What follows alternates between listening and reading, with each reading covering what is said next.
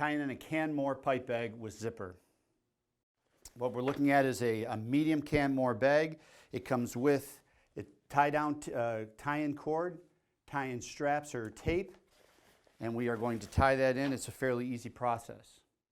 What we're looking at is to tie in, we like to take first off the base stock. We also like to have a little liquid soap on hand to help the process go a little smoother. Taking a little bit of liquid soap, not too much, keep the mess down. You are going to apply the soap to the interior of the grommet. And we want to keep the soap under control or it makes it kind of a messy job. To open the pipe bag, you're grasping the back end of the bag and pulling down across the zipper. Very hard to damage the zipper. You can pull as hard as you want. There is a lock-in key that you have to break the zipper out of to get the zip started. A lot of people tend to have a problem with that. They're afraid they're going to harm the bag in some way. All the stocks are going to be installed from the interior, where you're taking the base stock, locate your base grommet, which is the far right, starting by pulling through the grommet. At this point in time, we like kind of to remove the excess soap that will be on the stock, which will allow you to grab the stock firmly. We're going to pull the grommet in, anticipate the tie-in groove on your stock so that you don't pull the stock all the way through.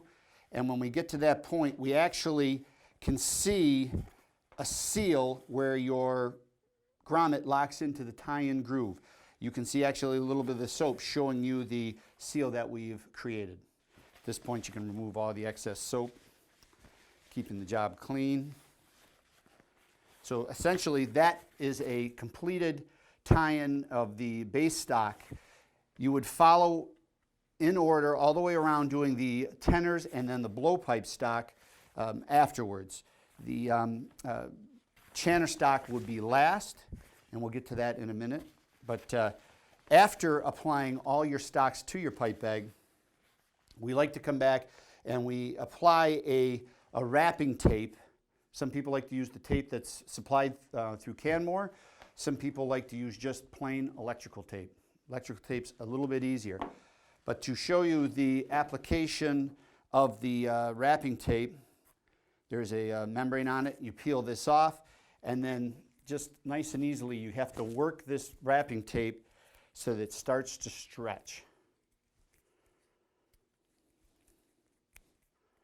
Makes the wrapping tape a little more pliable. Some say that it actually doubles in length after you have worked the tape. Then, grabbing the stock by the pipe bag, you're going to take this tape, holding down with your thumb, and you're going to get a good, solid wrap around the bag, stretching it, and it will adhere to itself.